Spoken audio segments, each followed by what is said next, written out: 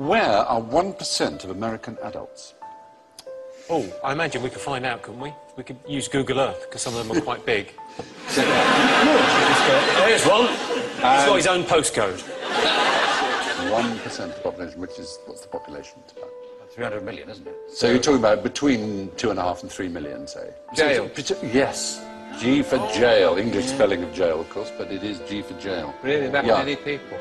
3 million people are locked up. Well, 2.3, which is all 1 in every 99.1 adults. All of those guys there are innocent as well, because they all were arrested for having switchblades, but they've all only got one arm. Well spotted.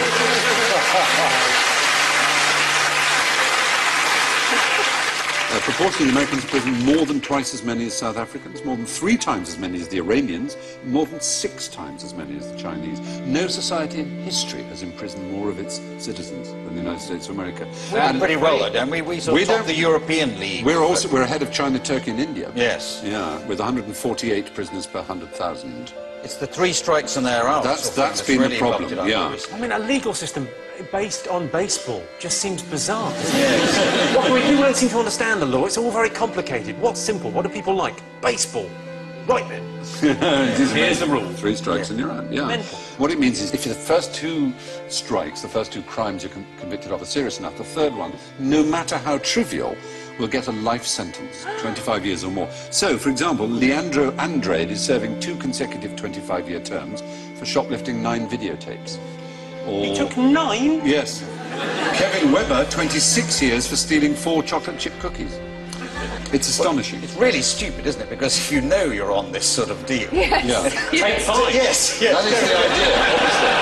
Do another murder. Do a bank job. There's no point... There's no point doing anything trivial. If No, you're I know. going to get caught. It is a bit bonkers. But the racial numbers are a bit worrying. And the gender numbers, it's 1 in 30 men aged 20 to 34 is behind bars. But for black males, that's 1 in 9. 1 in 9. There are more 17-year-old black people in jail than in college.